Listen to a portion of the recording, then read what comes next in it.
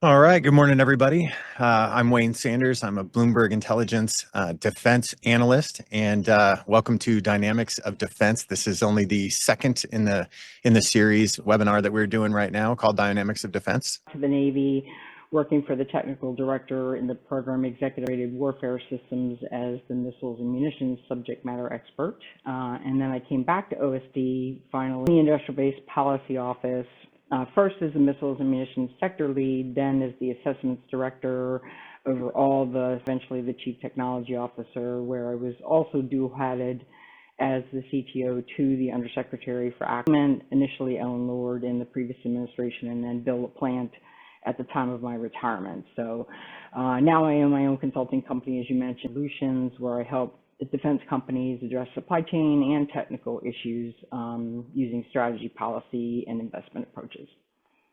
So for everybody on the call, I think you can see why I wanted to bring Dr. Michienzi on as this, because a lot of great Q&A can come out of this as well.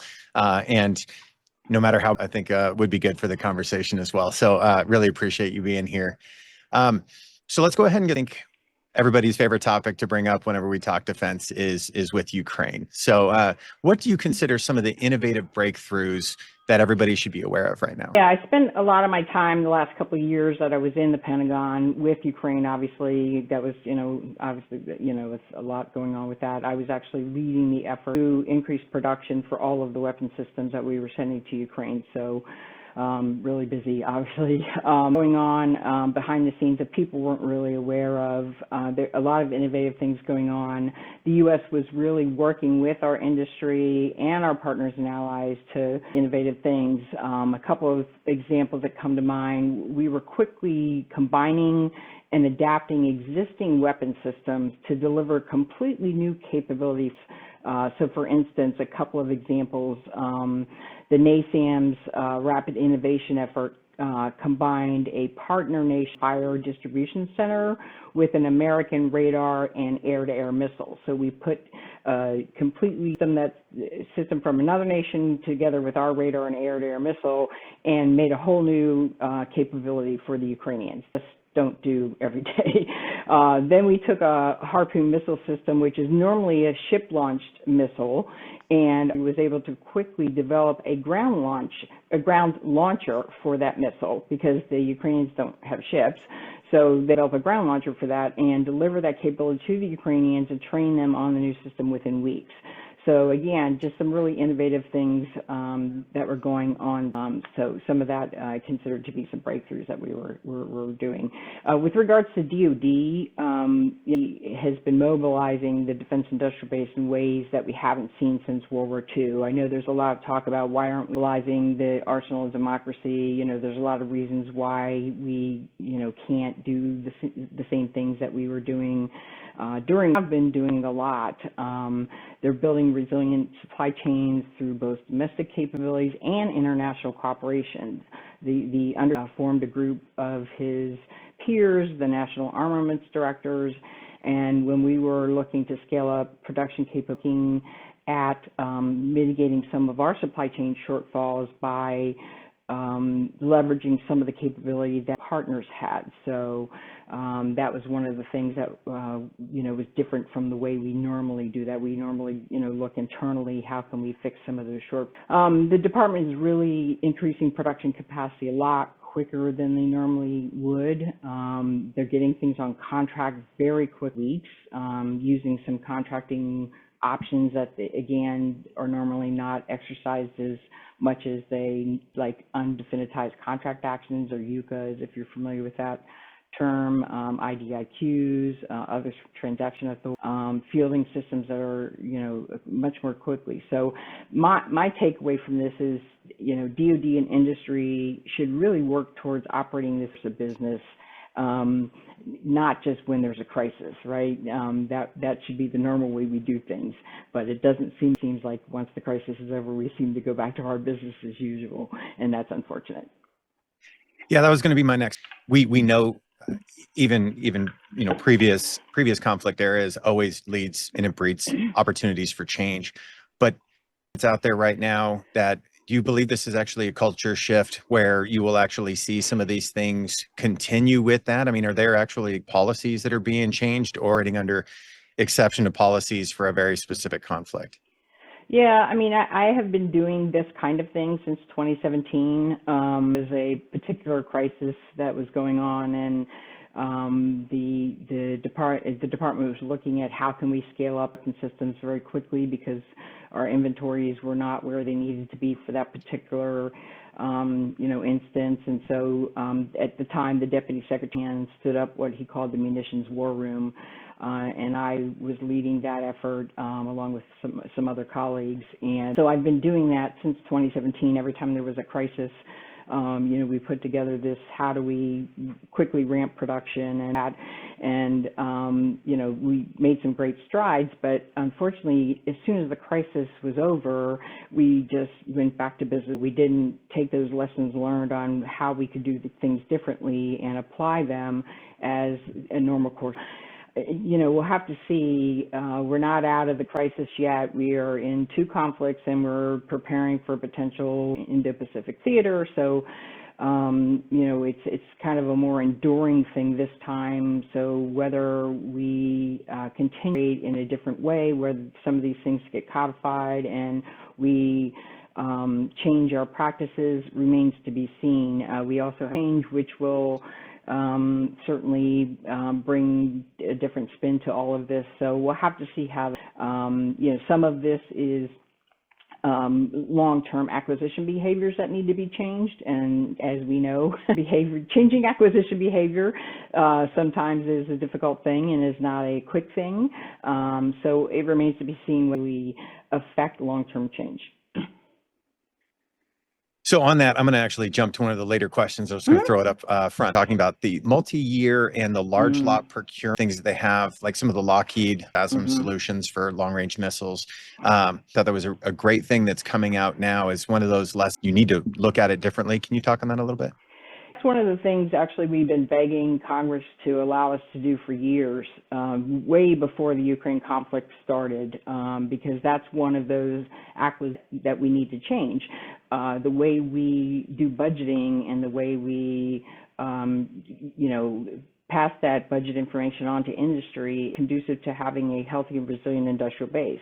Telling industry 1 year at a time how much we're going to buy is not a way for them to be able to, how they're going to be able to have their, sub-tier suppliers, be healthy. We also budget in, or we buy things and then we don't buy things, and then we buy things and then we don't buy things. None of those are conducive to having a healthy and resilient industrial base. So doing is something we've advocated for years, because that provides industry with a steady demand signal that it needs to expand, for instance, so that we do have some capability to surge. It allows it to modernize. That's one of the things that holds us up also when we need to surge. We have old, antiquated production capabilities and methods. It allows it to innovate at the prime level, but especially at the sub-tiers where so many of the constraints lie when we find that we try to surge capacity. So, we were successful in the FY23 getting authorization for multi-year procurements, not appropriations, unfortunately, authorization. But the services lean forward, luckily, in some instances, and take some of their appropriations and use those for multi-year procurement. So we're hoping that at least continues, because that is one of the major ways we can transmit that demand signal to industry and the industrial base that we need for this kind of thing. Do you think that also has a positive result, if you will, for investors who may not normally look at investing in the defense industrial base, so that they actually, hey, I don't expect something like FARA to happen, where the reconnaissance aircraft, where they're going forward and then all of a sudden they cut the program? Do you think these multi-year and large lot kind of procurement things allow people to have confidence in the defense industrial base? Absolutely. I mean, who would invest in something that they only have a 1 year prediction window? I mean, I'm surprised that anybody invested in the defense industrial base, quite frankly, because there's just no prediction. There's no way to predict. And, we tell them we have defense planning budget, the fit up, where we say, okay, here's what we're going to invest in the next 5 years. But I have this graph it's this wonderful graph that I'd love to show, that we are going to budget for the next 5 years and where we actually do budget for the next 5 years, and they never match. And so industry has just completely to ignore that prediction. So having a 1 year prediction does not provide anyone in industry, much like new companies and private equity firms, for instance, any kind of confidence about where the industry is going. They can have a stable investment to be able to provide that kind of capability. Yeah, I feel like this is the first time I've seen some steps where they actually identify and they look at that as part of the solution. As you mentioned, the arsenal, the Freedom's Forge kind of model to be able to go forward with this, I think is actually a really good, confidence booster for people that do want to be able to. Going back to a little bit on the Ukraine lessons learned piece, how much do you think that the lessons learned, the integration of different types of national partnerships from weapons capabilities and things like you mentioned already, how much do you think that actually translates into other conflicts as well? How much into a Pacific theater fight, or do you think that's something that has to be relooked depending on every region that you're in? I think some of that is going to be regional. For instance, the European Union has released its industrial-based strategy as well, just like we, defense industrial strategy recently, and it calls for the European Union to produce a lot of the systems within the European Union, systems, from other countries, especially the U.S. They want to have more indigenous capability. Australia has now, and AUKUS wants to build up their own indigenous capability, which is great. I mean, we want these countries to have capability, but there's also, a lot of talk about co-production and co-development, which is great. We need to also have that kind of, and that's, the pillars of AUKUS are predicated on that, with the submarine industrial base in AUKUS. I think there's a combination of things here where we are going to be realized to work on weapon systems together, but also a move towards countries wanting to have capability to systems, not rely on so much on the U.S. to develop and produce their own systems. I was just in Australia for 2 weeks, efforts. So that's where the guided weapons, explosive ordnance, they want to be able to produce missiles in country. So, and systems, not just produce U.S. systems in country. I think it's going to be a mix. One of the things, though, I stress with those kinds of efforts is looking at co-development and co-production, and that is something that we really want to stress. But that's kind of like the brass ring, where, that's great, but it's very difficult to do because, countries have different, priorities. They have different finance, different, timing of their financial systems, etc. And the way that I like to try to stress that we should work with other nations is in mitigating industrial shortfalls. So co-development, co-production, but hey, and we did this during, ramping up for Ukraine. Hey, if we have an industrial base shortfall in a particular area, that particular area. So for instance, we did a worldwide search on when we were trying to ramp up 155 millimeter ammunition. Do you have, which goes is the explosive that goes in the warhead on the artillery shell? Hey, do you have any that goes into the propellant? That is, so just the components, not necessarily co-development, co-production of the entire system, but capability for components. And I think that's an area that's kind of overlooked, and really we can get some quick wins that way if we look at it that way. No, absolutely. And I really appreciate bringing up the TNT because I know there's been several contracts that have come out lately about trying to identify domestic TNT production to be able to onshore, not only from the U.S. perspective, but then also identifying where else in the world. You mentioned AUKUS. I know that's definitely one of the big ones. You and I both, as I enjoy the Pillar 2 effort, looking at the emerging technologies to be able to go forward and move the needle on some of those. I think some of the latest contracts, international partnership agreements have been tied to hypersonics development. And then, like you said, rocket motors will end up, playing a key part into what that actually looks like, and being able to partner those. So no, I definitely appreciate that. So I think you answered part of it, but I'm going to ask just in case there's more to it on that one. From a U.S. domestic capacity perspective, see is the biggest challenges for the defense industrial base right now? Yeah, so, just generally, general industry has, for decades, the private sector and public policy has approached, they've prioritized low short-term cost over security resilience.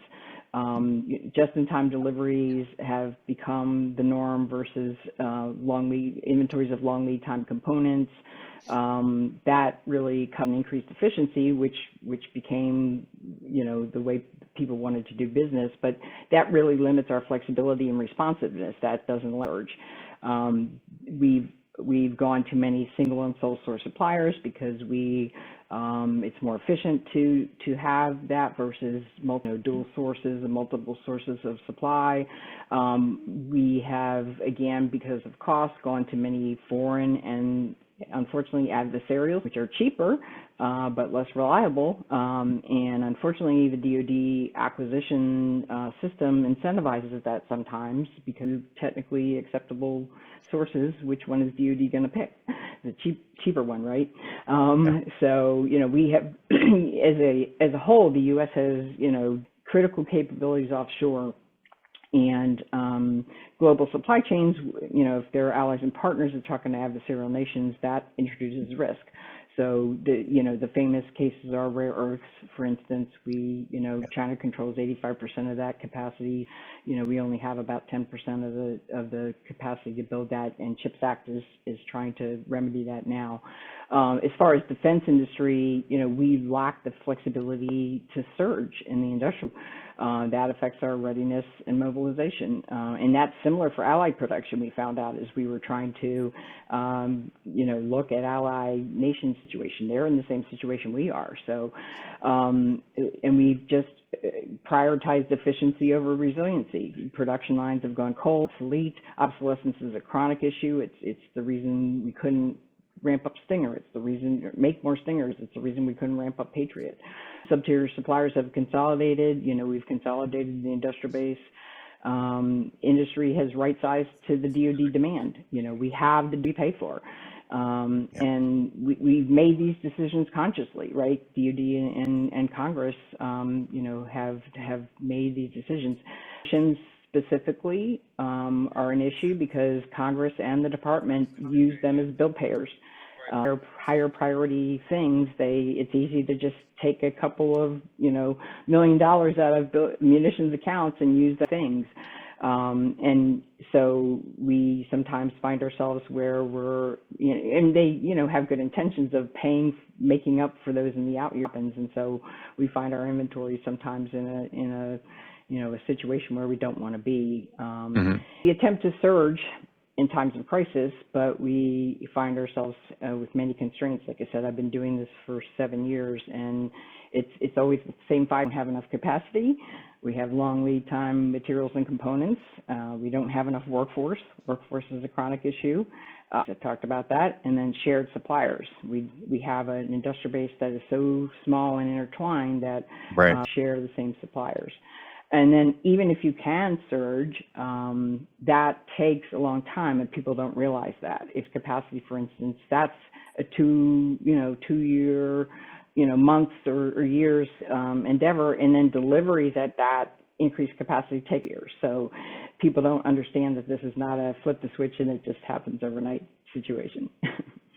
So on that, it brings up opportunity for us to all learn on that as well. Is there a big difference between, something like a munitions package, right? If you're looking at the propellant, you're looking at, the shells for 155s, or even if you're looking at it from missile systems like the launch and things like that. Is there a difference between the ability for those types of the machine in all of those, that capacity?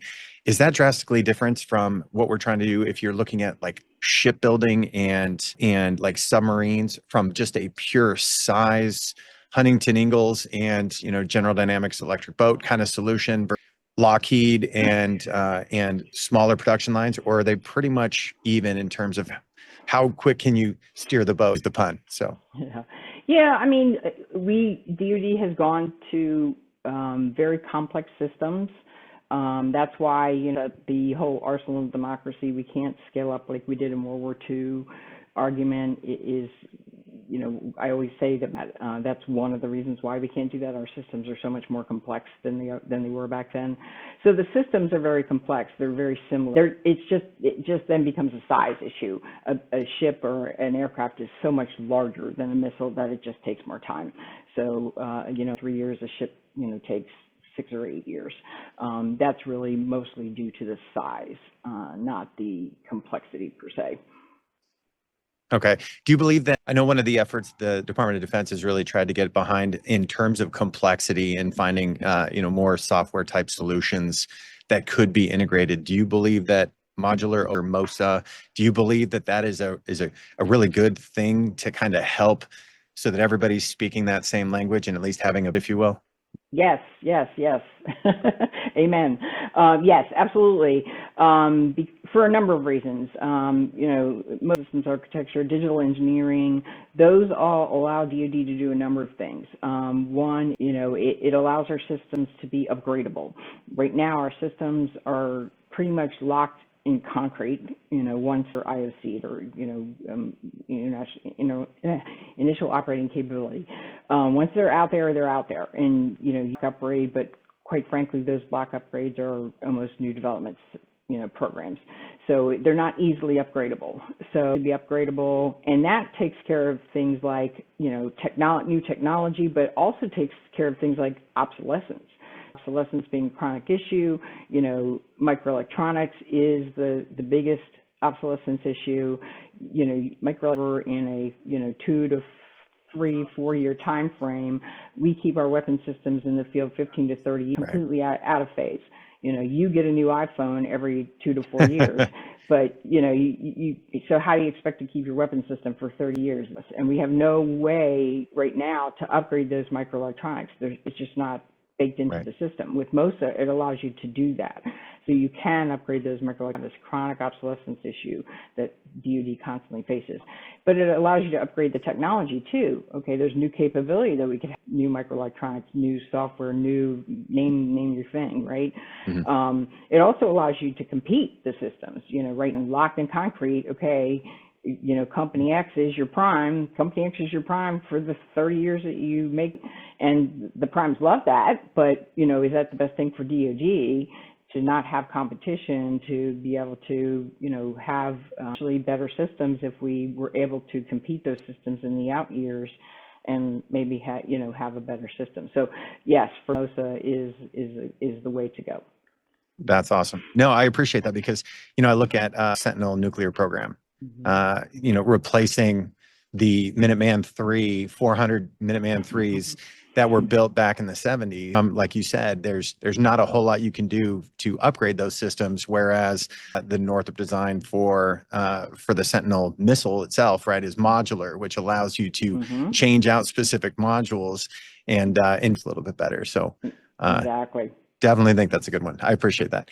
So going on domestic capacity again, where do you think operational readiness perspective? Do we have the stockpiles we need? Yeah, I mean, DoD munitions inventories were not always met requirements before any of these conflicts happened, especially for some of the higher end, more expensive munitions. Like and Congress tend to use munitions accounts as bill payers. And so some were fine, healthy, some munitions inventories Some were not. And years of drawdowns for Ukraine and Israel have meant that DoD has no risk with its munitions inventories. There's been numerous studies that have shown like DoD runs out of munitions within weeks, even with inventories pre-Ukraine and Israel conflicts. Okay. So, and replenishment of inventories that undergone drawdowns doesn't happen overnight. Like I said, it takes 2 to 3 years to expand capacity. It takes 2 to 3 years to, so we're not going to be able to replenish overnight. Even though Congress has been very generous in appropriating funding for that purpose. Many production lines were already operating at maximum capacity. Remember, we don't pay industry to maintain surge, so they don't. They're not going to have people just sitting around doing nothing if we don't pay them to do that. So some supplements to expand production capacity, but that takes time. And so it takes additional years to build those systems. Long lead time materials and components is a big issue. Again, that would be helpful if we could advance procure those. That's another thing that we would like Congress to help. So no, I would say we're not prepared. I think that, again, those studies have shown that we weren't prepared before, undergone these drawdowns. And so I would say no. Absolutely. I would concur with your, and it's a great segue into what do you think that Congress or the White House could do better to re-energize the defense industrial? Yeah, I mean, Congress, first and foremost, needs to pass a budget on time every year, period, full stop, no more. It's kind of, that's just kind of crazy that we just cannot pass a budget. The fact that I talked about earlier, we only budget annually 1 year at a time is detrimental to the industrial base. The fact that we can't even give them the 1 year money is even worse. So pass a budget. Stop using munitions as bill payer. That is detrimental to the industrial base. Allow multi-year procurements. We talked a lot about that. Gives industry the steady demand signal, and especially at the sub-tier level enough. The primes, it's not such a big deal. If they're not producing a certain munition, they have multiple munitions. And so if one of them is not, producing so much in this year, they're okay because they kind of level out with other munitions that they're producing. But as a you have some guy producing a widget that goes into a guidance system for one missile system. If we don't buy that missile system what happens to that guy? He's out of business or she's out of business. At the sub-tier level, we have got to provide stability for these companies. We're going to lose capability, and then we have to pay to reconstitute that capability, and it costs a lot of money and it takes a lot of time. Advanced items. This is the other thing that we have begged. I'm sorry. Back to multi-year procurements. One thing I wanted to stress: the reason why Congress doesn't want to, allow us to do multi-year procurements is it ties up the money. They want to have control over where the money is going, have the money tied up. And the services actually don't like multi-year procurements for the same reason. They want to have, the ability to move the money around. And I guess advocated, okay, fine, do multi-year procurements at the minimum sustaining rate for the production line. That's kind of worst case. At least provides industry with minimum sustaining rate that they need to stay alive. Okay, it's not the ideal to do multi-year procurement at a minimum sustaining rate on an IDIQ type contract where you can add quantities each year for what you really want to buy. Do minimum sustaining rate multi-year procurements, and that way you're not tying up all your money, so you still have flexibility, but do that. Advanced procuring long lead time items. That would really go a long way towards helping with surge if we have to surge, because that is one of the biggest reasons why these long lead time items, and it really adds to the timeline. Again, Congress doesn't like to do that. They call it early to need, and so they don't want to fund. And they're worried about components sitting on the shelf and never being used. We're going to buy all this stuff. It's going to sit on the shelf. Use it. And we're like, no, we're not going to buy everything. We're going to buy critical components that we know absolutely we're going to buy those weapon systems, and those are going to be used. So it's not everything. It's just critical things that are very long lead. So if they would allow us to do that, but they don't want to, allow us to use the money, because legally you're not allowed to buy time before you actually purchase the item. So that would go a long way towards helping us do that tier level. That would be helpful. As far as the White House needs to make a healthy and resilient a national priority. I mean, they've done that in a lot of ways. There's been Executive Order 13806 in the previous administration, Order 14017 in this administration, which have called for reports on the defense industrial base and in the industrial base writ large. But government effort, the Defense Department cannot fix the defense industrial base by itself. You know, commerce needs to be involved, the education department, labor, for workforce, for instance, you know, it can't do defense. So it had, you know, CFIUS cases, for instance, we need to make sure that, you know, Treasury and Commerce and everybody is on board with the fact that we protect our defense industrial base and critical technologies, for instance. So we need to make sure that everybody is on board, agencies are on board with what needs to happen for a healthy and resilient defense industrial base. And sometimes that means competing priorities, maybe competing priorities at Commerce or Treasury with what's healthy for defense. Because, you know, on a CFIUS case, for instance, we have instances where Commerce is looking at it from a jobs perspective, creates jobs. Yep. And we're looking at it from a national security perspective. Well, we don't want the enemy to have it. So there's competing priorities, and we need to make sure everybody understands that if we want to have a healthy defense industrial base, sometimes your priority be, you know, the one that wins out. So the White House can help push that. And that's what we need from the White House, is that everybody has to be on the path best for the defense industrial base. And sometimes that may not be your best priority. But DOD also put, you know, a caveat here. DOD also needs to get its house in order. We can't just blame everybody else. So, you know, stop using munitions as bill payers. Talked about that a lot. Smooth out purchasing. Again, no more feast and famine, you know, procurement. Obsolescence, which they don't do, they do it reactively, and then make industrial base part of acquisition decision making and wargaming. That's on, for instance, where, you know, when they make acquisition decisions and do wargaming, it's almost like they assume the industrial base will be there, and they don't. Okay, is the industrial base there? Is it healthy? You know, is there something I need to account for that we're not going to be able to do what I'm assuming it's going to be able to do to execute my mission that I'm saying I'm going to do here? Those questions are not when those acquisition decisions are made and when that wargaming happens. Those questions are never asked. It's just assumed that the industrial base is there, and that. You know, you brought up the Chips and Sciences Act, and one thing that I was curious to your thoughts on.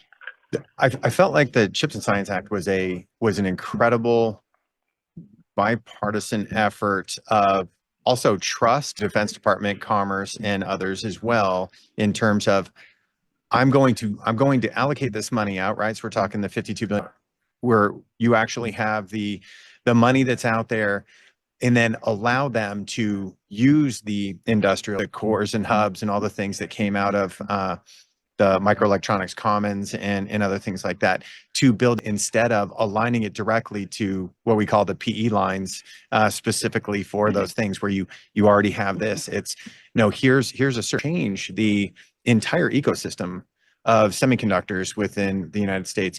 Do you think that something like that would work for the defense industrial base if they took kind of approach instead of just aligning it to a specific thing? That's a great question. I was very involved in the CHIPS Act. I was actually the lead duty, so I was very involved in writing a lot of the language for both the authorization and the appropriation, making sure we had national security stuff. You know, I think CHIPS is very focused on one narrow aspect of the industrial base. A little bit, I won't, you know, it's not easy, please. I don't want to imply that it was easy, but it might have been a little you know, cleaner, more efficient within one narrow sector of the industrial base versus the entire industrial base. So it might be a good model to replicate within specific space, like rare earths, for instance. We could do like a Rare Earth Act, you know, and replicate that for different particular sectors of the industrial base. I think it would be difficult to do that on a large whole of defense industrial base, I think that would just get very complicated. That's a great idea, because I think it does need to be a whole ecosystem type effort to the industrial base healthier instead of, just these little, shotgun efforts. Okay. No, that's, I definitely want to get, so we have a question that came in for the Q&A side of the house. Mm-hmm. Can you name two or and if you can't, that's totally fine. We get that as well. Can you name 2 to 3 people of what right looks like in terms of managing cost, schedule, performance? Is there anybody out there that comes to mind that kind of shows the right way? So I'm not, I was on the industrial base side more than sort of the acquisition side. So that's an acquisition type question, cost, schedule, performance. I would hesitate to really answer that because that's really not my area of expertise. Okay. What that means is I will bring your time for the dynamics of defense and we'll get after that one. And I'll take that question. Okay. Switching gears a little bit. I'm trying to keep an eye on the time. Is Replicator 2.0. Where do you think, what are we hoping to accomplish there?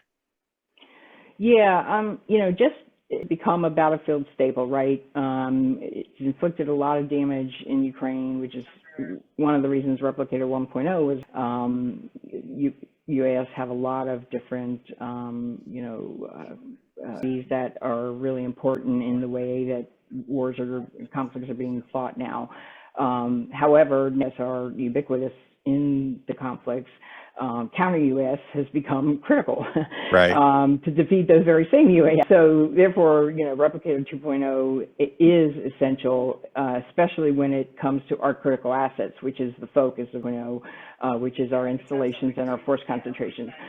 We've seen a lot of reports of UAS flying over our militants and our industrial installations, even in the United States. Recently, and unfortunately, the rule is in the United States they can't do anything about it. They just have to let them fly over and watch them, and that's kind of we don't know what kind of where they're from, who's flying them, what kind of information they're gathering. Certainly, we know we have vulnerabilities, so. And certainly our adversaries already know we have vulnerabilities, and so are they just gathering additional information them with the the information that they need to take advantage of those vulnerabilities if a conflict should arise. So certainly is an area where the Secretary obviously has keen interest. There was an effort within the Department of Defense that I worked on when I was there called Mission Assurance, where you are looking at how to protect it within the Defense Department. And so this is kind of part of that effort, but in a very specific segment. I think Replicator 2.0 is certainly an offshoot of 1.0, but also part of this Mission Assurance. We have to protect our critical assets. Here in the U.S., but also abroad, all the bases and the force concentrations, all the folks that are out there protecting our national security abroad. We have to protect all these people as these UAS really ubiquitous in the conflict zones. Random geek question that's tied to that then is we're looking at some counter UAS solution energy from a high energy laser, high powered microwave. Do you think we're putting enough investment into that, or do you think that's more science? No, I mean, I think that certainly plays a role. It's not the panacea that people make it out to be sometimes. We're certainly always going to need kinetic solutions as well as those kinds of solutions. So I think it's a mix, and people tend to want to take one camp and not understand that it has to be a mixture of those two. So, and there's never enough money to go around. So are we putting enough investment? Who's to say? There needs to be, like I said, a mixture of it. So there's certainly, and that's an area where the defense industrial base is the industrial base for high energy lasers and microwaves. Is not keeping up with the technology that we need to rise those kinds of systems put on UAS to make them effective. So that's where we need, some as well. People tend to focus on investing in the technology and not, again, assuming that the industrial base will be there. And so they have to invest in the industrial base as well. Right. No, I agree. I think, you look at different systems from around the world, the way that Israel has everything from the Arrow 2 and the Arrow 3 for longer range air defense capability into Iron Dome and into Iron Beam, looking for some of those closer term solutions. That layered defense becomes key, right? And I the directed energy piece, if they can get size, weight, and power under control, that you really are providing what they call magazineless, you don't have ammo at that point in time, as long as you have consistent power source. But, is it strong enough to be able to, is it wide enough? Is it strong enough to be able to, whether or not it's drones that are coming in, how fast, whether it's you're dealing with ballistic missiles, hypersonic missiles. So I agree with you on that one. We got another question that did come in. Do you have an opinion on how the new administration would continue the great efforts you made towards continuing to focus on the defense industrial base and cooperation? Like I said, the previous administration, which I worked under, issued Executive Order 13806, which was really the first comprehensive look at the defense industrial base. Obviously, in the Industrial Base Policy Office had been looking at the defense industrial base forever, and issued, the annual industrial base capability. But it was really the first time we had done sort of a whole of government look at the defense industrial base and sort of what the macro issues were and that were driving some of the issues within the defense industrial base. So it was a much more comprehensive.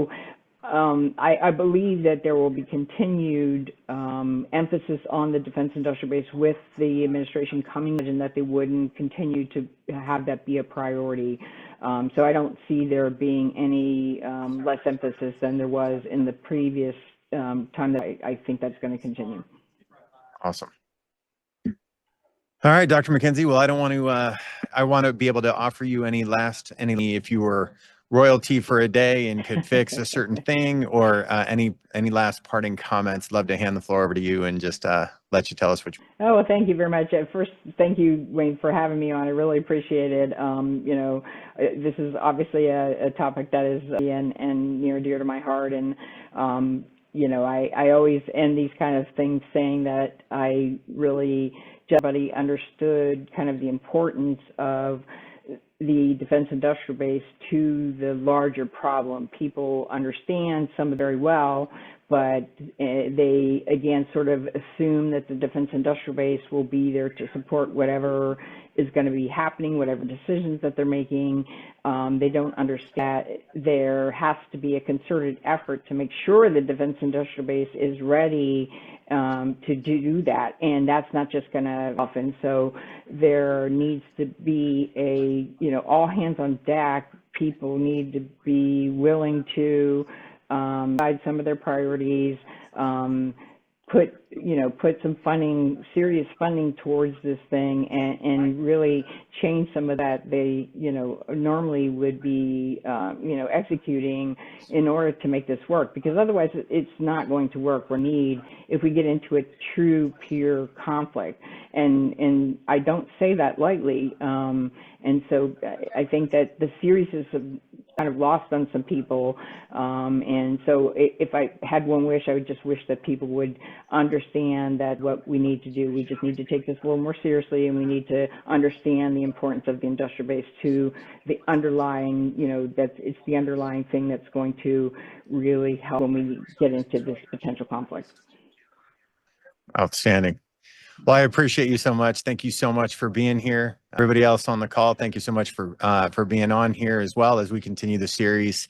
I think the next one will be December 17th with Dr. Jason Rathje of Office of Strategic Capital, and he'll be able to come on here and talk about some of the new things that were announced back in 2022.